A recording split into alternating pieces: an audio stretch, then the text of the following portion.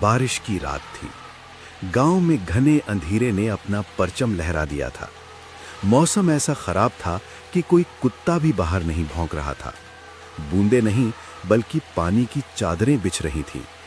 उस गांव का नाम था बनिया गांव, जहां बुजुर्ग कहते थे कि बरसात की रातों में कोई औरत घर से बाहर नहीं झांकती, क्योंकि बारिश की बूंदों में एक छलावा छिपा होता है, एक ऐसा भूखा साया जो सिर्फ औरतों की मौजूदगी से खिंचता है, जैसे हवा में उनकी चूड़ियों की खनक उसे दावत देती हो। उसी बरसाती मौसम में रिया और करण शहर हिलसाइड कॉलोनी से छुट्टियां मनाने गांव आए थे। करण के पुरखों का पुराना मकान गांव के आखिरी छोर पर था। ये उनकी पहली रात थी इस मकान में, और बारिश ऐसी तेज थी कि लगता था जैसे जमीन आसमान से बातें कर रही हो। खिड़कियों के शीशे खड़खड़ा रहे थे और हवा दरारों से अंदर घुसकर दीवारों को सहला रही थी।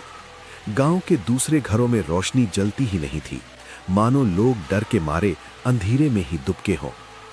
करण ने कहा, रिया, कितना प्यारा मौसम है। हाँ, मगर सुन, करण ने आवाज धीमी करते हुए कहा, यहां इस गांव में बरसात की रात में कोई औरत बाहर नहीं निकलती। कहते हैं बरसाती छलावा सिर्फ औरतों का पीछा करता है। उसने कई जानें ली हैं। रिया हंसते हुए बोली, करण, ये सब तुम्हारे गांव की डरावनी कहानियां हैं। शहर में तो ऐसा कुछ सुना ही नहीं। नहीं रिया, ये कहानियां नहीं, हकीकत है। तुम पहली बार यहां आई हो इसलिए नहीं मानती। मेरी बात मानो, इस मौसम में बाहर मत निकलना। चलो थोड़ी देर टेरेस पर चलते हैं। बारिश में भीगने का मन कर रहा है। शहर में तो बारिश होती ही नहीं ऐसी। करण ने झिझकते हुए हामी भर दी। दोनों टेरेस पर चले गए। रात गहरी हो चुकी थी। आसमान में काले बादल ऐसे गरज रहे थे जैसे कोई अनहोनी होने वाली हो। हवा में सन्नाटे की गूंज थी और बारिश की बूंदें त्वचा पर गिरते ही ठंड का एहसास दे रही थीं। थोड़ी देर बाद रिया ने कहा, बारिश थोड़ी कम हो गई है, चलो बाबूजी और अम्मा जी के घर चलते हैं। उनसे मिलकर आ जाएंगे, थोड़ी वॉक भी हो जाएगी। नहीं रिया, मैं बहुत थक गया हूं, कल सुबह चलेंगे। तुम सो जाओ, मैं अकेली चली जाती हूं, पास ही तो है। पागल हो गई हो? बरसात की रात है और मैंने तुम्हें छलावे के बारे में बताया भी था। मैं तुम्हें अकेले जाने नहीं दे सकता। करण, तुम शहर में रहकर भी इन बातों में आ जाते हो। ये सब अंधविश्वास है। रिया, यह अंधविश्वास नहीं, सच है। प्लीज जिद मत करो। मैं जा रही हूं, तुम फिक्र मत करो, मैं जल्दी लौट आऊंगी। करण ने बहुत समझाया, लेकिन रिया ने एक न सुनी। वो अपने सास ससुर से मिलने निकल गई। रात के 10 बज चुके थे। बारिश थम गई थी, लेकिन हवा में एक अजीब सी सनसनाहट थी। ऐसी हवा जैसे किसी के आने का इंतजार कर रही हो। गांव की गलियां सूनी पड़ी थीं। एक भी शख्स बाहर नहीं था।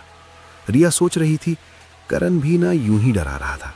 मैं पहुंच गई और कुछ नहीं हुआ। उसने ससुराल के दरवाजे पर दस्तक दी। अंदर से सास सरला ने आवाज दी, कौन है इतनी रात? अम्मा जी, मैं रिया हूं। दरवाजा खुला। बाबूजी बृजमोहन ने हैरान होकर पूछा, बेटा, इतनी रात को अकेली कैसे आ गई? करण कहाँ है? वो थका हुआ था, सो रहा है। मैं आप लोगों से मिलने आ गई। कल सुबह हमें शहर वापस जाना है, इसीलिए सोचा एक आखिरी बार आप लोगों से मिलकर बात कर लूं, तो फिर शहर में कभी भी चिंता न सताएगी। जो आपसे मिल ली ना, कहीं आपके साथ बात कर लूंगी थोड़ी देर, फिर मन को शांति मिल जाएगी और फिर मैं भी चली जाऊंगी। और कल सुबह शहर भी जाना है, तो अभी जाना जरूरी है मेरे को, इसीलिए मैंने सोचा थी एक बार आपके साथ एकांत में बातें करना। सरला ने चिंता से कहा, बेटा, करण ने तुम्हें बरसात के छलावे के बारे में नहीं बताया? इस मौसम में रात में कोई औरत नहीं निकलती। बहुत खतरनाक है, उनके परिवार के लिए भी और उनके लिए भी। कई बार इस गांव में छलावे ने कई औरत और बेटियों को लील लिया है। थोड़ी देर बातें करने के बाद रिया ने कहा, चलिए मैं अब चलती हूं, करण परेशान होता होगा, कल सुबह फिर आएंगे, एक आखिरी बार आपसे मिलते हुए ही जाएंगे। शहर की ओर बेफिक्र होकर आप दोनों जन आराम कीजिए। अब मैं चलती हूं, शीघ्र करती हूं, नहीं तो करण परेशान होगा और ये मैं नहीं चाहती, इसीलिए मुझे जाने दीजिए, मैं फिर कल सुबह आऊंगी। बृजमोहन बोले, मैं तुम्हारे साथ चलता हूं। आजकल ये रास्ता सब ठीक नहीं है और बारिश में तो इस गांव में अकेले औरतों का जाना बाहर, ये तो कतई ठीक नहीं है। इसीलिए बेटा, तुम मुझे मना मत करो, मुझे चलने दो अपने साथ। नहीं बाबूजी, आप आराम कीजिए, मैं अकेली चली जाऊंगी, घर बिल्कुल पास ही है। आप बेफिक्र रहिए, ये सब बुजुर्गों की पुरानी बातें सब हैं, आप निश्चिंत हो जाइए। सरला ने कहा, तू सीधे घर जाना, बीच में कहीं मत रुकना और पहुंचते ही फोन कर देना। और कभी कोई पीछे आहट सुनाई दी तो गलती से भी पीछे मत मुड़कर देखना। ठीक है अम्मा जी। रिया जैसे ही चलने के लिए कदम बढ़ाया, एक बार फिर से पीछे से आवाज आई, बेटा संभल कर जाना, पीछे मुड़कर गलती से भी मत देखना, सीधा घर पर जाना और कभी भी रात में मत आ जाना। अगर ज्यादा जरूरी हो तो करण को लेकर आना। रिया ने कहा, ठीक है अम्मा जी। रिया वापस लौट पड़ी। रात और गहरी हो गई थी। मौसम फिर से बिगड़ने लगा था। हवा के झोंके तेज हो गए। रिया के कदम तेज हो गए। उसे अब हल्की सी बेचैनी होने लगी थी। उसने सोचा जल्दी चलकर पहुंच जाती हूं। तभी रास्ते में एक बुजुर्ग खड़े दिखे। वो गांव के बिहारी चाचा थे। उन्होंने रिया को देखा तो आंखें फटी रह गईं। बेटी, तुम इस मौसम में इतनी रात को कहां जा रही हो? मैंने तो तुम्हें पहले कभी गांव में नहीं देखा। और इतनी रात को इस गांव में कोई बेटी बरसात में तो गलती से भी नहीं घूमती है। जहर सी बात लगती है तुम बाहर से आई हो। चाचा थोड़े से डरे थे।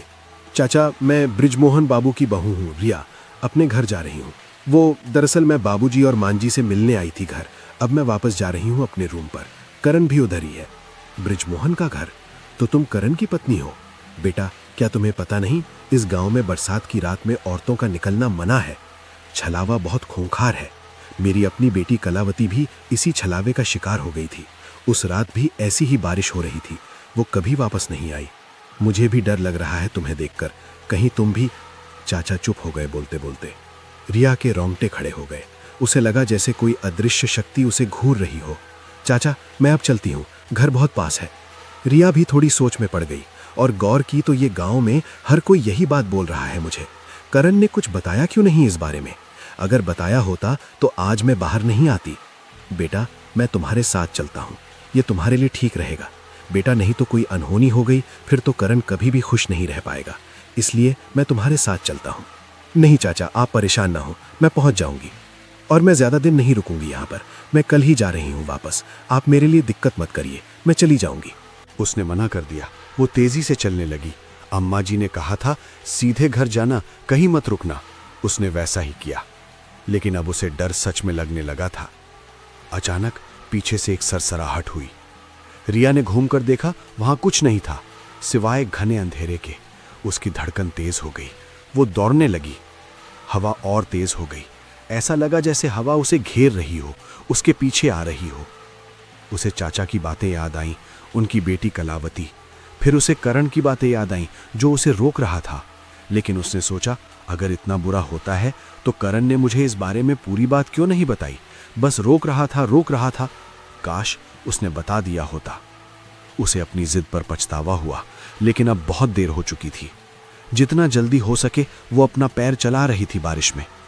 अचानक उसके सामने हवा में एक काली परछाई उभरी। वो कोई साया नहीं बल्कि एक भयानक आकृति थी। बिखरे बाल, लाल आंखें, लंबे नुकीले नाखून और उसके मुंह से निकलती एक अजीब सी आवाज, जैसे कोई पुरानी याद करा रही हो। वही था छलावा। छलावा फुसफुसाया, बहुत दिनों बाद मुझे खाना मिला है, तुम्हें आज कोई नहीं बचा सकता। रिया चीखना चाहती थी लेकिन उसकी आवाज नहीं निकली। उसकी आंखें डर से फटी रह गईं। उसका दिल इतना जोर से धड़का कि एक झटके में वो वहीं गिर पड़ी। उसका शरीर बेजान हो गया। छलावा झपटा और उस बेजान शरीर को हवा में उठाकर अंधेरे में विलीन हो गया। बारिश फिर से तेज हो गई, जैसे कुछ हुआ ही ना हो। दूसरी तरफ करण बेचैनी में करवटें बदल रहा था। उसने रिया का फोन मिलाने की कोशिश की, लेकिन फोन बंद आ रहा था। उसने बाबूजी के घर फोन लगाया तो पता चला रिया वहां से निकल चुकी थी।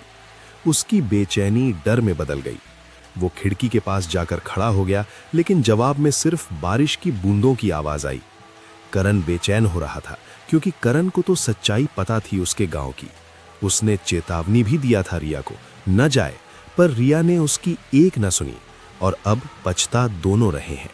किसी ने जान गंवाई, किसी ने पत्नी और किसी ने बेटी भी। दूसरे दिन रात में करण वापस से कमरे में था। वो बस सो ही रहा था कि बाहर बारिश आ गई। वो फोन पर बस बात ही कर रहा था। सर, मैं आज नहीं निकल पाया अपने गांव से। दरअसल मेरी वाइफ छलावा का शिकार हो गई। मेरे घर गांव में अलवेज लापता है अभी। तुम आज तो मैं नहीं निकल पाया सर, मैं कल निकल जाऊंगा। इतना कह के करण खिड़की की ओर गया। वो सोच रहा था कि काश कल इसी रात बारिश में उसने रिया को रोक लिया होता। आज भी दोनों खुशी से रास्ते में जा रहे होते। वो मायूस खड़ा होकर कुछ देर अपने मन में ही बड़बड़ाया, काश मैंने रुका होता। दूसरी ओर बाबूजी और माजी भी मायूस बैठे थे। घर में मातम जैसा शोक था। सबकी मुहां पर एक उड़ी हुई चुप्पी थी। ये दोनों बुजुर्ग मियाँ बीवी खिड़की की ओर बैठे हुए थे। बारिश वाकई में तेज हो रही थी। उस दिन के बाद से बनिया गांव में बरसात की रातों में कोई भी औरत घर से बाहर नहीं निकलती, और अगर कभी बारिश में हवा सरसराती है तो लोग कान लगाकर सुनते हैं। शायद उसमें रिया की चूड़ियों की खनक हो, जो अब हमेशा के लिए उस छलावे की कैदी बन चुकी थी। बनिया गांव की एक ना बताई हुई सच, जो ढलते हुए दिनों के साथ हमेशा के लिए खंडहरों में दब गई। पर आज भी कहा जाता है, हर रात नहीं पर बारिश की रात गलती से भी उधर बहू बेटी का साया घर के बाहर नहीं आता, और यदि आ जाता तो कभी घर के अंदर नहीं जा पाता। अगर ऐसी ही सच्ची कहानियों का शौक रखते हैं आप सुनना, हर वो गांव जो खंडहरों में तब गया है, अपनी एक पुरानी अतीत को लेकर, उस अतीत को बताने के लिए खूनी कलम हमेशा आपके साथ है। ये काल्पनिक भी हो सकता है और सत्य भी हो सकता है, तो कभी भी इसे परख कर ना देखें, ये जानलेवा हो सकता है।